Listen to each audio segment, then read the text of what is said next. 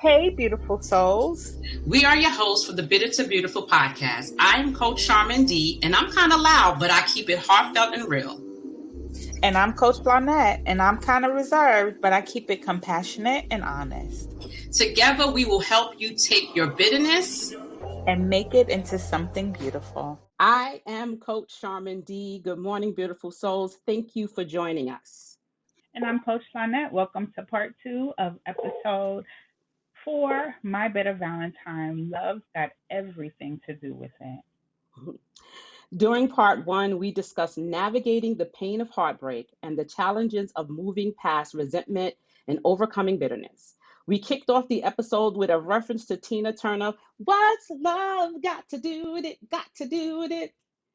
What's love but a secondhand emotion? Okay, singing is not my day job. Don't judge me. Setting the stage for a deep dive conversation into the complexities of love and the healing power it holds. We shared personal experiences and struggles of heartbreak while emphasizing the heavy toll it took on one's spirit and the challenging journey towards healing. Lynette discussed her own path to healing, which involved confronting pain through various means like writing letters, engaging in difficult conversations, highlighting the role prayer, repentance, and forgiveness in her journey.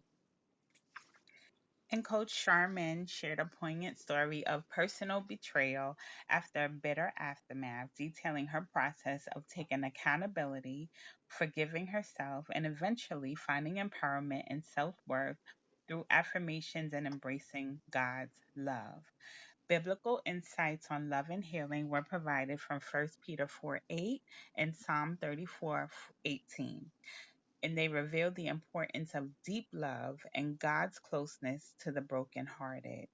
We also discussed the different types of love and how love can be complex. We reviewed agape love, phileo love, and eros love, each playing a crucial role in our lives and our relationships.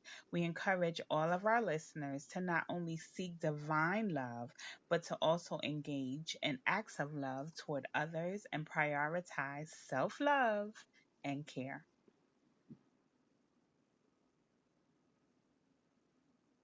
For Valentine's Day, we emphasize the transformative power of love and moving past pain, resentment, and unforgiveness. We advocated for a proactive approach to healing involving acceptance, expression of emotions, forgiveness, gratitude, and community support. And that's a wrap on the recap. So today's room is an open discussion about Valentine's Day, and we'll explore what true love looks like and how to cultivate healthy and fulfilling relationships. We'd like to open the stage for guests to come up and ask questions or make comments if you listen to the Valentine's Day episode, and let us know what you think true love looks like, whether in an intimate relationship, a spiritual relationship between you and God, or a friendship.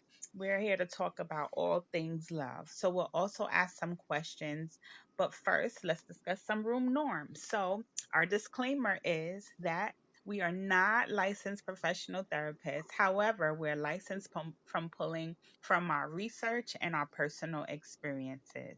So we want to say that the room is a safe space where everyone's opinion is valued, and we keep in mind that we would like to give everyone an opportunity to speak that would like to join us on the stage. So if you would like to come up at any point, you can raise your hand using the hand at the bottom right corner to contribute to the conversation.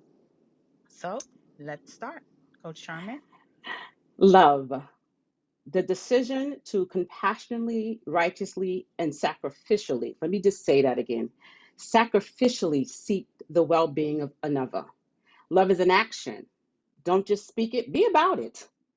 Love is not first or foremost an emotion, it is a decision. We choose to love even when we don't feel like loving because we are called to love others as God has loved us. Love endures all things. Love heals wounds, inspire growth, creates connections, strong bonds. Matthew 22. 37 states, he said to him, love the Lord your God with all your heart, with all your soul, with all your mind. This is the greatest and the most important commandment. The second is like it, love your neighbor as you love yourself. All the law and the prophecy depends on these two commandments. Love isn't just a word. It is not just a word. It is a command from Jesus. You can't command a word. You can command an action. Let's live the love we speak. The heart of our Wednesday discussion was about rising above relationship pain and bitterness to embrace love once more. Starting with loving the Lord first. By loving God, we discover how to love ourselves, paving the way to love others. Remember, love don't let you down. It's the person who should have been loving you who let you down. Let me repeat that because we tend to blame things on love. It's not the love that let you down, it's the person that was responsible, the person that should have been intentional who let you down. It wasn't love. It wasn't love because love is God. Let's get this conversation started, Coach Lynette.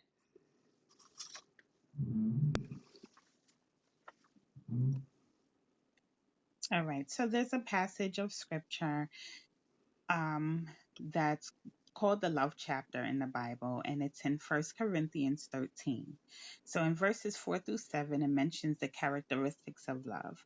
Love is patient, love is kind, it does not envy, it does not boast, it is not proud, it does not dishonor others, and it is not self seeking, and it is not easily angered, and keeps no record of wrong. And I'll say it again, love is patient, love is kind, it does not envy, it does not boast, it is not proud. It does not dishonor others. It is not self seeking. It is not easily angered. It keeps no record of wrong. Love does not delight in evil, but rejoices with truth. It always protects, always trusts, always hopes, and always perseveres. So, you're more than welcome to join us on the stage as we begin to ask questions. So, the first question is, how do you cultivate healthy relationships today? And what lessons have your past experiences taught you? If anyone wants to come up and answer these questions, please do so. This is an interactive room. We need to be transparent, we need to be clear, and we need to share some experiences because our testimony heals other people. So raise your hand and come up. So, I'll be the first to answer. And so, today I cultivate healthy relationships um, by listening and trying to embrace others. In the past, I've experienced a lot of things that has caused me not to trust people. Um, and it caused a lot of hurt. It caused a lot of pain. So, in today, I try not to. I see those things that are familiar that can potentially lead up to hurt and pain. But I know now that I cannot necessarily take my love away from someone, because if love is not proud, then it's a matter of pride. We cannot move forward on our pride. Well, I'm not, and she doesn't. And, someone said earlier this morning that we have to move past, I think it was AP Kim, just Kim, who said we have to move past being bitter, and we can't just walk around. I'm not talking to, I just not forget about this. Sometimes in relationships, you have to have the tough conversations. Sometimes in relationships, you have to try to understand the other people because no one is the same. We're all unique in our thought processes and the way we communicate with people, the way we engage in people with people. So cultivating healthy relationships is being open that someone else has another opinion or a way of doing things or something that can potentially challenge me and even make me a better person. So, and it's reciprocal, right? It's not just you do for me and I don't do for you, and I just take, take, take, take, take. Reciprocation is a big part of love. It's not, and it should not be one sided. What about you, Coach Sharman? I agree with everything you said. Ditto.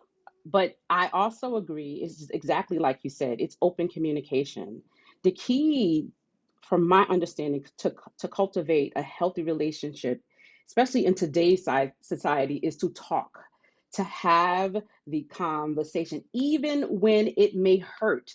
We shrink back a lot of the times because we feel like the other person is going to be hurt. They may not stay with me. They may not understand. And we have to have the conversation, because sometimes in our head we set these intentions for somebody, and that person don't even know that they're supposed to be doing these things. So I believe that it's very important to communicate, have regular talks, talk about your feelings. When I say, okay, so let me back up. Talk about your feelings. Let me say that again because I have to say it to myself.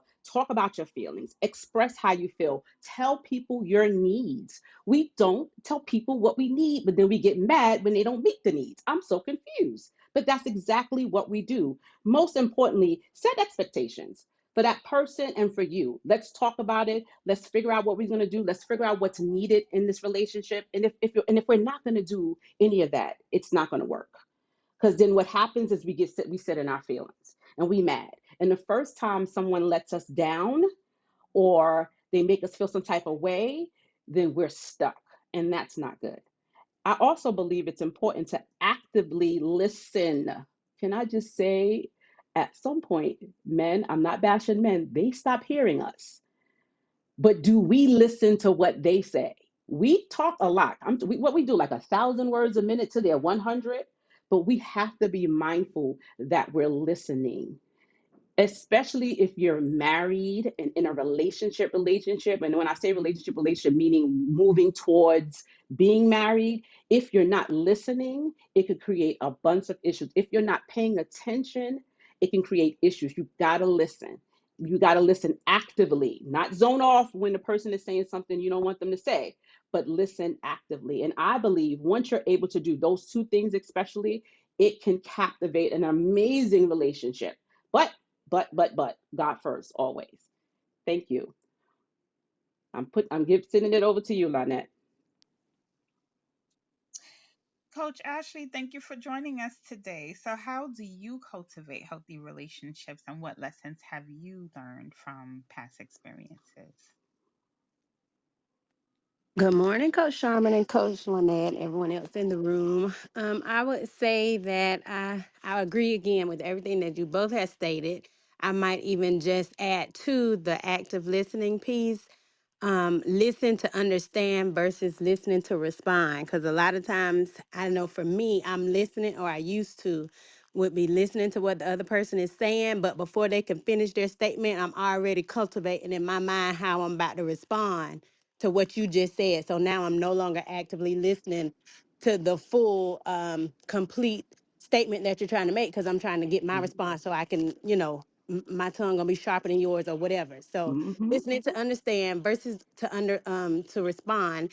And then I also would say that listening to what somebody's telling you, but also what they're showing you. So um knowing within myself, okay, I hear what you're saying, but I'm also look and see what your actions tell me. Because a lot of times that's either gonna line up with what you're saying, or it's gonna be the opposite, but that's gonna be the real deal. And then once I see if what you're saying lines up with your actions, then I'll know how I need to move in the relationship. It's if it's gonna be a healthy, mutual, beneficial relationship for me, or is it a relationship that I need to remove myself from. And then the last piece for me is having boundaries for myself, um, things that I have in place to maintain my own peace. So if my being in relationship with someone is compromising my peace or whatever other boundaries I have set, then recognizing that, realizing it, if I feel like it's a relationship worth me, bringing it to that person's attention to see if anything can change and we can start moving in the right direction, great.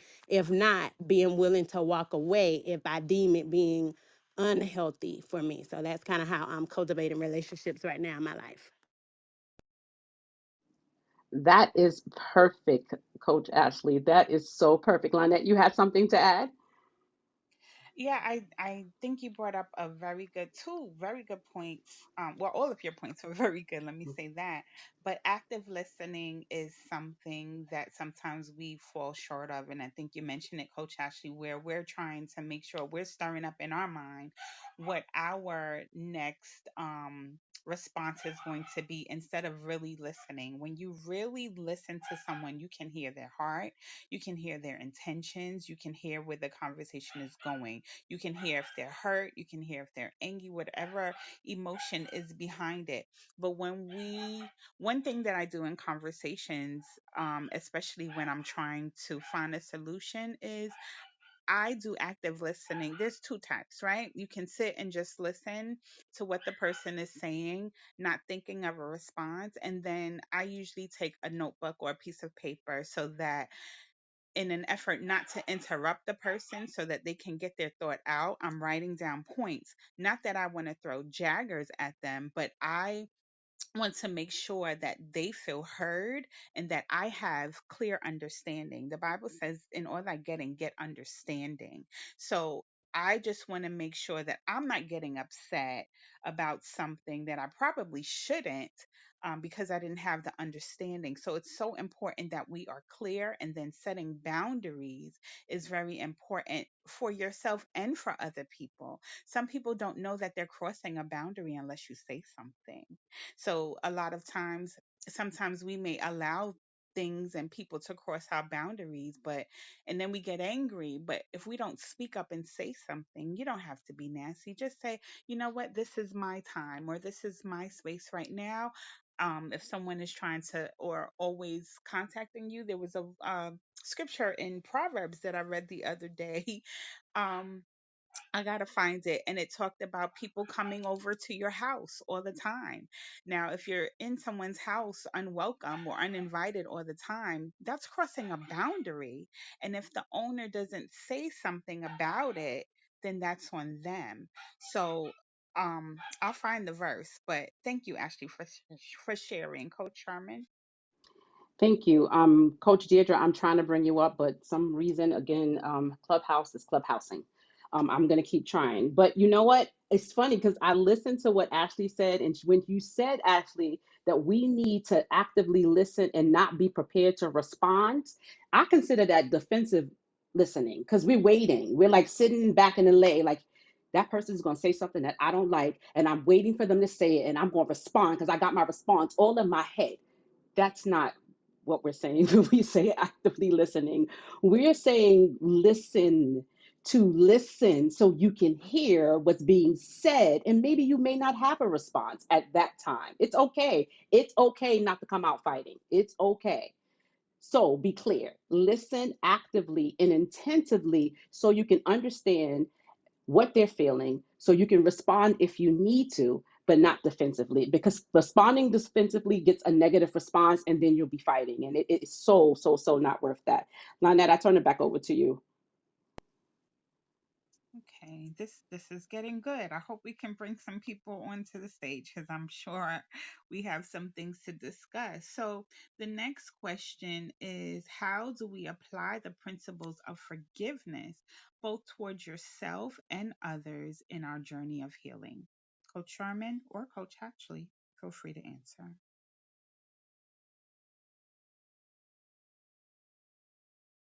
I'll read it again. So, how do you apply the principle of forgiveness both towards yourself and others in your journey of healing?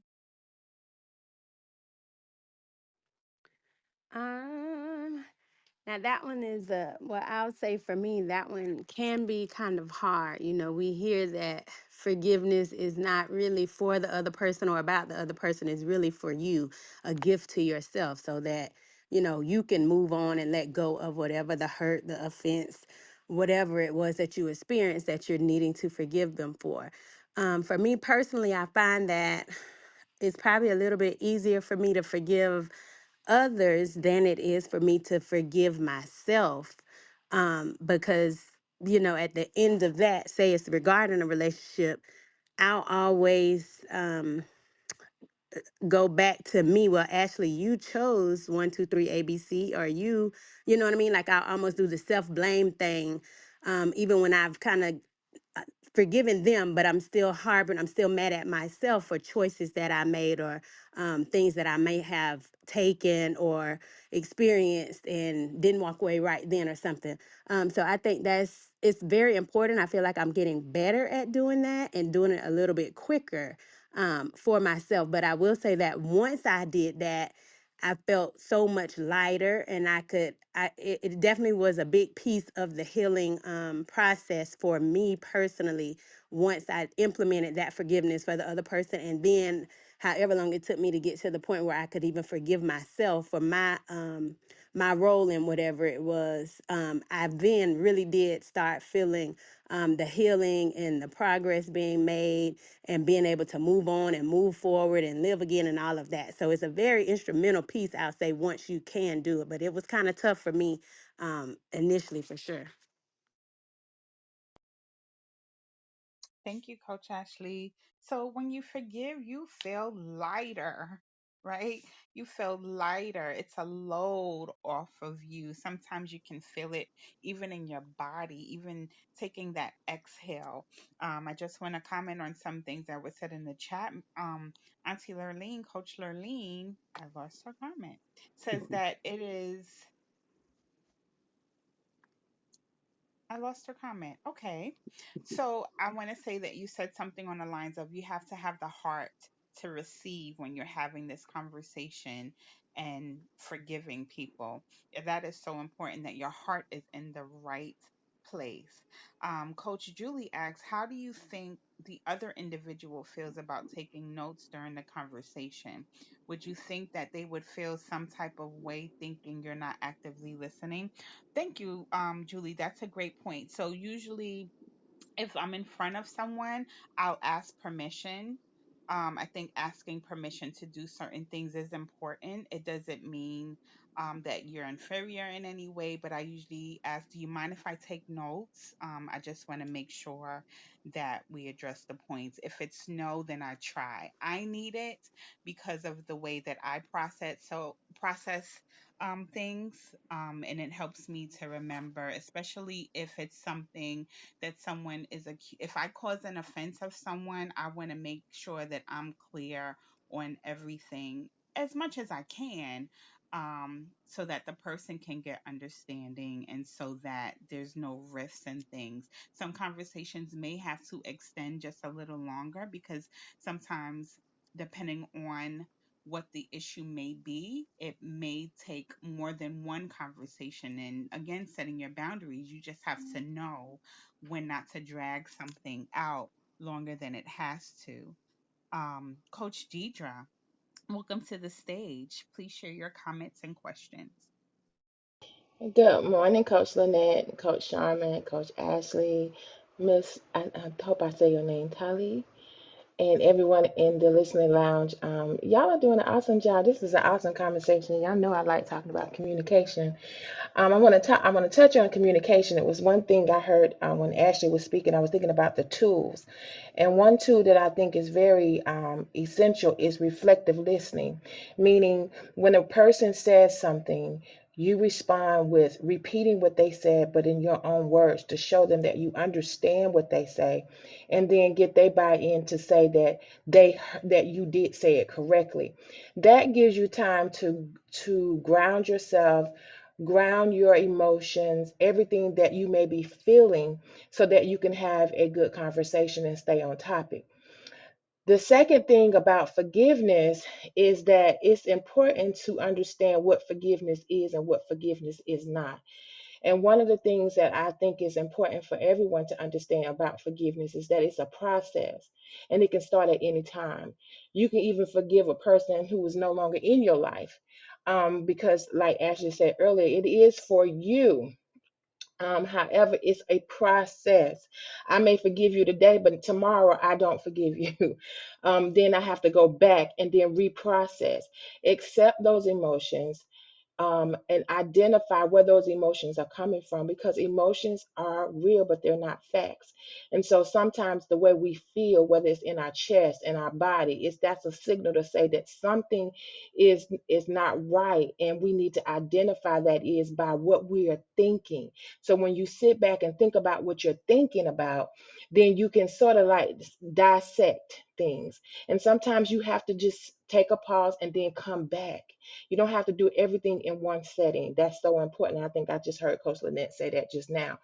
You don't have to do everything in one setting. And so that's a big deal. So thank you so much. And I yield the mic.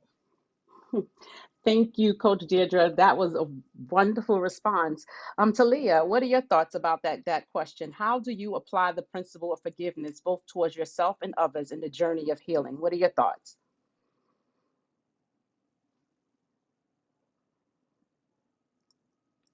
To come off of mute, the button is on your right bottom.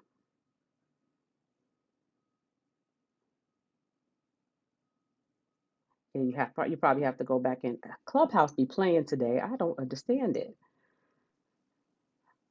I just want to follow up on what Coach Deidre said. Emotions are not facts. That is so important. Emotions are not facts. Our emotions can sometimes be very tricky. Very tricky, tricky, tricky. It depends on what we ate that day. It depends on, for females, sometimes it's your hormones. You have to be able to sit and really figure out what your emotions are, get to the root of it. Was it for that moment, or is that how you really feel? We have to be very careful with our emotions because they're not always factual. That's why communication is very important. And forgiveness is a process that takes time. You have to heal, especially if it's a deep wound, right? We have to take the time to heal, to question, why did this hurt? Is it because of the person? Is it because of the situation? Is this a recurring issue that continues to happen? It's a process. We have to learn to accept and identify emotions. There's something that I do with my children, and there's an emotional wheel where sometimes we can't articulate what we're really feeling, but the wheel kind of helps to identify, okay, am I happy? Am I sad? Am I angry? And there's one more emotion, and then it breaks it down into other like sub emotions, if you will. So it's important that we are able to identify, because when we identify the emotions, we can deal with it. We can pray about it. We can ask someone to help us pray, or even talking with someone, they may be able to point out something that we don't see or understand. Maricela, thank you for joining us on the stage this morning. How would you apply the principle of forgiveness toward yourself and others in your journey of healing? Good morning, everybody. I'm sorry. I'm on the phone. Sorry. Good morning, everybody. Good morning, Coach Sharma, Lynette, Ashley, and Deidre, and everybody in the room. When you start talking about the forgiveness, I feel like I was choking myself and whoo, forgiveness. That area for me, I'm still working on it, because I think I had mentioned in the on the chat that that was an area for me that was very hard, especially, and I'm referencing this when it comes to family members. I come from a very dysfunctional family where communication, it's like we don't even know how to communicate. And when someone did you wrong, nobody know how to like come to you and say, I apologize for my wrongdoing. It's just like they'll just put it under the rug, and like the next day brand new, like nothing happened. And I'm talking about like my siblings, where to this day we don't even have like a good relationship. And you really think about it, you be like, but it's like petty, but it's not really petty, because we really don't have a relationship. Like, and I always was trying to like, bring everybody together and da da da. And I felt like I was wrestling for years and years and years and years, trying to like, okay, let's put everybody together, let's communicate. But I'm talking about it comes from the root from my own, like my mom, my aunt. They don't even have a relationship with this. It spilled over to us. And so it's like, God, like, what is this? So God had to really go through, make me go through the process where I really had to see God, really, because it was showing up in my body language, my action. Like even last year, like I didn't even show my brother's wedding. Like I was just so fed up with my family members. Like I wanted to isolate from everybody, because I'm like, y'all just messy.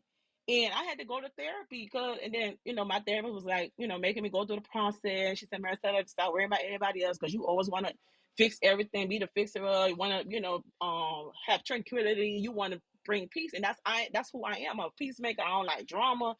And she was just telling me, focus on your family, the family that you have created, and that's it. And so for me, it was hard. It was hard because um, I even like, okay, even my mom, when I was like, Mom, we need to go, like, let's have like a family therapy. She's like, what? I ain't going to therapy. Like, I ain't finna go no therapy. Like, even within us, we was trying to like have a little therapy session, like a family counseling session. She's like, I ain't finna. She's like, why we still talking about the past and da da da da. So there are some hidden wounds that still haven't been resolved. So for me, forgiveness, I just had to focus on myself. Even my family, like even certain, like my family members, I can't even look at them like I want to. But God said, "Man, son, stop being bitter, forgive them, because if you don't forgive now, I can't forgive you, and you're gonna, your blessings gonna be hindered." So for me, it's a daily day for me, and for me, I have to like read affirmations, and sometimes I'll send like little quotes and biblical scriptures to the, because we have a family chat in on WhatsApp. And sometimes I say, God be like, well, I need you to send them a quote or send them a little affirmation. I'm like, I don't want it. I need you to send them something. I'm like, all right. So for me, this topic of forgiveness is really hard. But I'm doing better now because how I was last year and the years before, baby, I would never step in nobody's face. I would never come to family function. Like, I'm done. I was done with them. So that's it. Thank you, Maricela, for sharing. That's real, especially family hurt. When you don't get to the core of family hurt, you can be in a feud with your family forever, and then you really don't know where it comes from, where it stems. So the key is getting to the root of it. I know, because we don't like therapy, maybe it's necessary for to have a therapy meeting, but not really having a meeting. Don't say it's for therapy. Let's just have a conversation. I do know that you have to choose to release the resentment and the anger, and you have to let go and release the person who's hurt you. Mainly, first forgiving yourself, but letting go and letting God. So, Maricela, I totally and I completely understand where you're at. I have been in that place, in that space before, but choosing to choose God first and choosing to understand how God says we're supposed to be loving our neighbor as we love ourselves has helped me get past some of my resentment and my bitterness towards the family members. Does Talia, do you have something to share in regards to forgiveness?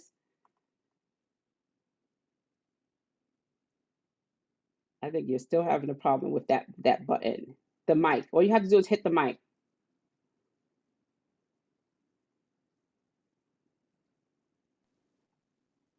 All right, so let's go to the chat for a bit.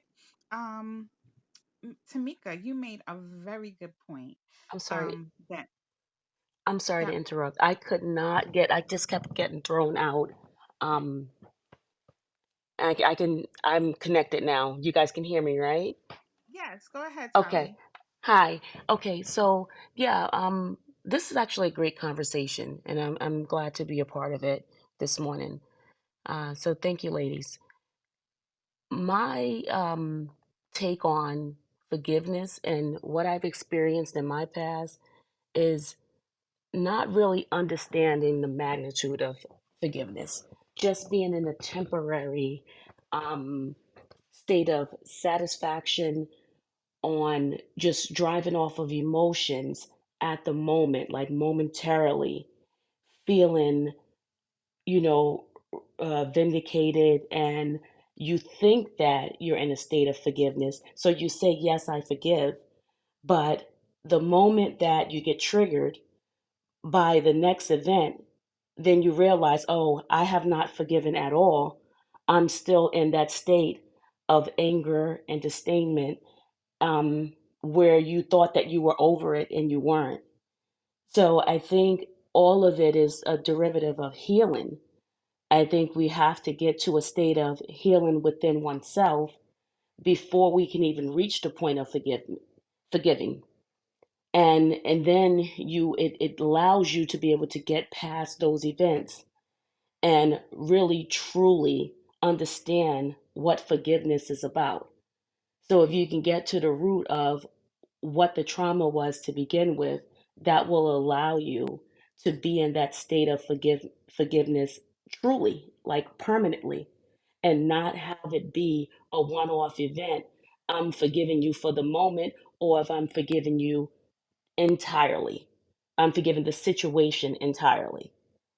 And I think that derives with oneself and not even, for the other person, because like someone else was mentioning, you have to be able to, forgive yourself or forgive what your contribution is as well to the situation, before you can forgive the situation in its entirety. And then you're not holding that bag long term or throughout your life and allowed to be triggered by these events that takes you out of forgiveness and put you back into that place of bitterness or anger, hurt, or disdain. And that's just my take on it. That is really, really, really, really good, Talia. And it's interesting that you said that because I think the key is definitely what you said is yourself.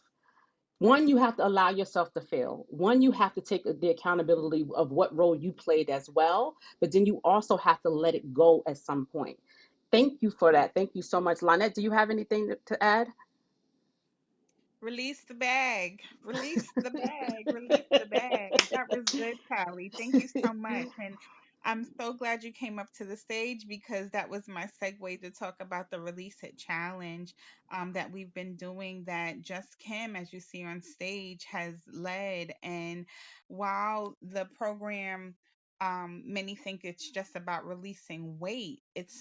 We started, many of us didn't start losing weight at the beginning. We released a lot of negative mindsets, a lot of negative emotions, and a lot of negativity that we were experiencing. And then the weight began to be released. So that's something else that can hold on to weight in your body, especially as women, as we get older.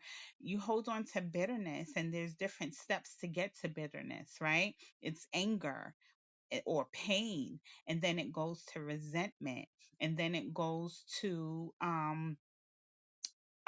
after the anger is unforgiveness. If you hold on to it, it can lead to resentment, and then after that is when you become bitter. So you go through the different stages. So before we get to the stage where we're bitter, let's try to practice the unforgiveness and release the bag. Just Kim, thank you for coming to the stage. Good morning, everyone. Today is a great day to have a great day, and this topic has been absolutely amazing. And I thank you all for doing this because there are a lot of us that need to hear what you guys are saying about bitterness. There are some times where we can get into things and not even realize that the emotion that we're feeling is bitterness. Why do I resent this person? And see, what the devil does is he tries to plant something in our minds, and then the person that God sent to love you, to sent to help deliver you, you'll start having developing a deep hatred for that person. And the enemy will start talking in your ear, and you don't realize that now you're bitter. They could have looked at you and it reminded you of the way that your fourth grade teacher looked at you. And now you don't like this person because you think that they're talking down to you, or you think something else about them. So this conversation needs to be had, and it needs to be frequently had, because we can allow certain situations in our lives to take us to a place that will lead to bitterness. And I want to encourage you. She said that it leads to resentment. And I no longer have a gallbladder. And when I told one of my friends, he and I used to work together, that I was going to have my gallbladder removed, he said, that comes from resentment. I said, what? And Mm. I had to think about it. Our emotions have different effects on the different parts of our bodies. So those negative emotions need to be dealt with. And you've got to learn how to let it go. I have a book coming out soon. It's been in the works since 2021. I ain't wrote I came up with the title. And it's called Let That It Go. Whatever the it is in your life, you've got Ash, you've got to learn how to let that it go. Because that it will keep you bound, that it will have you thinking that the world is against you, that it will keep you away from different things. And the only way to let that it go is to release it back to God. And that's what the release it challenge is. We are releasing those things into our Father's hands so that He can release some things back to our lives. Yes, we are looking better. I on my mama. I look good, y'all. Yes, we look good, but we also look good on the inside and we feel better. Some people are offered the meds because they're learning to release those negative emotions, release the person that hurt you, release the person that you thought was your friend, but they turned on you. Release all of that because you do not want to be bitter. Because in the words of my friends, Charmin and Lynette, bitterness is not beautiful. It ain't beautiful, y'all. It don't look good on you. It don't smell good on you. Where Dr. Stella with this talking about Sprito. It don't It look don't good feel on you. good. Bitterness at all. It's ugly. I don't care how much makeup you put on. I don't care how long your lashes are. How well my eyebrows are done. If I am bitter, I Hmm. am absolutely not beautiful. We got to get ourselves together, everybody. Stay connected to these young ladies. They are on to something huge, and I absolutely love it. Thank you guys for allowing me to share. I am just Kim, and I'm gonna yield the mic there. Preach, Thank you preacher, so much. preach, preach. Go ahead, Lynette. Thank you so much. Release it. Release it. Release the bag. Release the weight. It's a weight, really, right? It's a weight on forgiveness. Get to the root of the unforgiveness. In 2015 is when I was intentional about starting my healing journey. And I just picked up one day on my birthday weekend and I just bought a ticket and I went. And it started with my family. It started with healing from the things that happened within my family, the things that I saw, because I've always been quiet. And so my mind stirs a lot. And so there are things that I had to do to get to the root of what I was feeling because I hit a wall and I had to get to it started at home.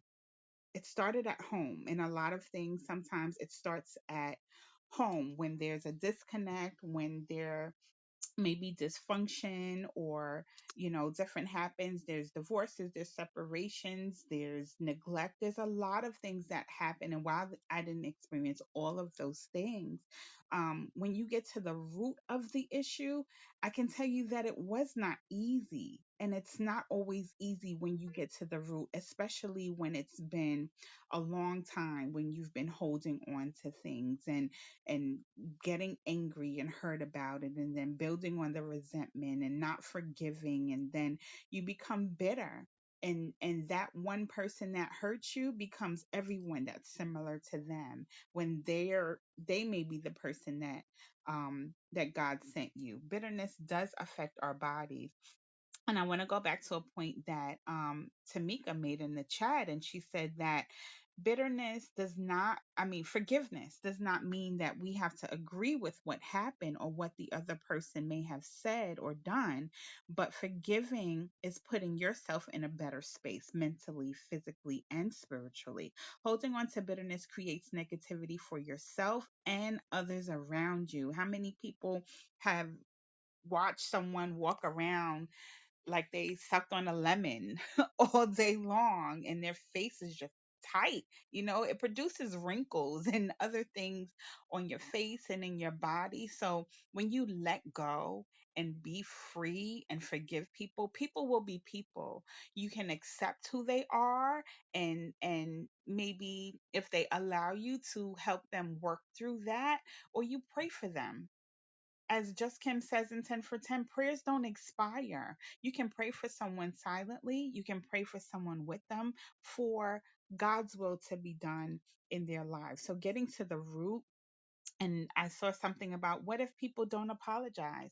If someone doesn't apologize, it's still your job to forgive them. Some things are done unknowingly, unintentionally, and some things are done intentionally. It is still your job to forgive them.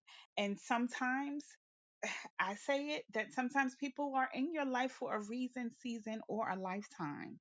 And so we have to recognize when someone is season is up, not when you decide, but when God says, okay, this was only for this reason. Usually when people are in your life for a season, it serves a specific purpose in your life. And so lifetime friends are hard to come by, but usually they're few unless they're family. And then a reason may be to help you learn something, experience something, for it could be for your now or for your next. So if we learn to identify why people are in our lives, the very person that you feel may be poking the bear may be the very person that is stripping you of something that you should not be holding on to. So if we think about the different people that are lined up in our lives and the different situations, get to the root, get to the root and recognize who people are, because I believe it's Maya Angelou who said people oh gosh, I just When they lost show it. you who you are, believe them. When Yes, they show you, yes. when people show you who they are, believe them. Julie, welcome to the stage. Good morning, everybody. Sorry, I have no voice, so I do apologize. Um, this is a great topic of what you ladies are talking about. And when you talk about forgiveness, it is hard, it is difficult. What I learned, and somebody told me, um, when I'm just listening to everybody speak, what I'm hearing is that to go back and forgive that person, like it may hurt for me. I know it hurts because that's a person that you know that they have hurt you, but you know that you need to let them go because it's gonna eventually make you sick if you don't release that person. And I had to learn to let them go because it was doing something to me. I was the one that was always taking, um, like I would always be the one. I don't hold on to anything, but I'm taking on a burden. I'm taking on a burden, and if they hurt me, I don't. It was like, how do you deal with that? How did I? I had to learn how to deal with if this person excuse me, it's forgiving them. I'm sorry. Forgiving them it was easy, but it wasn't easy because I think Coach Maricela said it. Like somebody said it, you think you forgive them, but you're sitting back in your feelings. So the next time they do something, it's a trigger. So it is a process, and I'm learning that forgiveness is a process. And it is hard because for me, I would look at the person differently because at some point I gotta let you go. I may have to let you go. But then if they're family members, how do you let them go? Because they're family. You can't just leave them alone. So how does that work? But you know what? I have to say this and I have to emphasize it over and over and over again. The cost of bitterness is too great not to be able to move past it, not to be able to release it, not to be able to let it go, not to be able to give it. It truly, as Kim says, as so many of us says, it affects your body long term, mental, emotional, how you move, you're sleeping, depressed. So the cost is too great for us not to let it go. I'm turning it back over to you, Coach Lynette. So I know I talked about the someone who may have sucked on a lemon all day, but not everyone appears to be bitter. It's not always in a facial expression. Sometimes it shows up in action. So being angry with almost everyone, holding grudges, being jealous, angry, cynical, or critical, forgiving, lack of gratefulness, lack of intimacy if you're married or in other relationships. Intimacy is not just sex. Lack of a support system, always complaining, always feeling misunderstood or unappreciated, not having achievements acknowledged. You become a backstabber or someone that's irritated or judgmental. Um, you become fake or an opportunist. You deal with rejection. You cause blame, and you don't celebrate others. Those are Mhm. ways that bitterness shows up in different. There are wolves in sheep's clothing, so people can be bitterness with a smile. They can be bitter with a smile. So there are 8 steps to true forgiveness, and one is to acknowledge the pain, then think things through. Sit down and think about it, journaling it out, writing things out or talking them out, whichever your strong suit is or whichever you prefer, is a good way to getting it out. Therapy is very important. In this day and age, we have so many platforms for therapy and so many resources that we can go and get therapy, pastoral counseling, even. Imagine being on the other side of the person. Sometimes it's not always about me, me, me, me, me. We have to consider someone else's feelings as well. And remember God's forgiveness, right? We have to remember that if we want to be forgiven, we have to forgive as well. And that's the biblical command. So let go of the hurt and continue to forgive and pray for the person that hurt you. That's a command. Pray for those that hurt you. Be good to those that hurt you. Forgive me. Oh gosh, I know this verse like the back of my hand. But be good to those that love covers a multitude of sins. And when we focus on love versus vengeance, we'll be much happier. It'll take a load off of ourselves, off of our minds, off of our bodies. Um, but thank you. Thank you so much for sharing, Julie. Anisha, welcome to the stage. Good morning, ladies, and happy Saturday. This room is such a good conversation to be had, and a couple of you already mentioned, but just as I was listening, it just kind of made me think. Being a registered nurse and being in healthcare, I don't think that so many people, or I don't think people really relate how bitterness and how unforgiveness and some of these emotions have an effect on our bodies. I was doing some research a little while ago, and it was, to me, I don't know, but to me it was astonishing that um, how when I looked at the studies, they were um, equating bitterness and anger to people having high blood pressure and higher heart rate. And the thing that kind of blew my mind was that people who have that bitterness and anger, of course, that leads to the high blood pressure and the heart rates, they were more likely to die of a heart disease or illness. And that was like, wow, like we don't realize the impact that our how we feel, our emotions when we let it fester, how it has an effect on our overall life. So to think that, man, you know what, I can be bitter or I can be angry towards someone and that can actually shorten my lifespan. It's like, man, is it really worth it? And then it kind of makes us think, is it really worth giving someone that much power over us? Because that's what we're doing, giving someone that much of power and authority over us to shorten our lives. And here, the other person that we're not forgiving or um, being bitter towards goes on and lives a long life. But we hold that resentment and bitterness in our hearts, and it shortens our lives. And then we walk around, not being the happy and the whole person that God has really called us to be. So I just wanted to share that when I was doing the research, that kind of was astonishing to me. Just wanted to thank you for the room and the topic and my conversation. And but Thank you so much, Anisha. We're about to wrap up, but before we do, I'm gonna ask Coach Deirdre if she has something to add before we shut this down. Yes, ma'am. Thank you for allowing me to speak. I just wanted to add something. Julie had triggered me to answer one of her questions that she had. Forgiveness is not an agreement to continue a relationship as it was, even when it's family.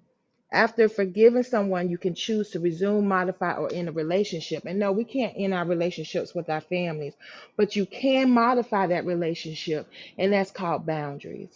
Until a person's fruit begins to change, you cannot allow them to come back into that position and continue to re-injure you or re-hurt you, even if it's family. And I think sometimes that, especially with the church as well, just forgive, forgive, forgive, but we don't give people those practical things, and then we continue to get hurt over and over and over again. And then that's when bitter becomes bitter because It becomes that anger becomes inward. That hurt and that anger becomes inward, and it's bitterness. And then we walk around hurt because we allow people to continue to come into the wrong spaces. So I hope that makes sense. And this is so good. Thank you. And I yield the mic. That made perfect sense, Deidre. Thank you so much. Thank you so Yes, much. thank And we you. thank each and every one of you for joining us today. This conversation was very, very, very good. So from what you just said, Coach Deidre, I heard modify and reposition. Sometimes we have to reposition people in our lives. Um, for various reasons. I've had to do it even with family. Sometimes it's about moving and shifting because ultimately we all have a purpose and a goal that God has created us for.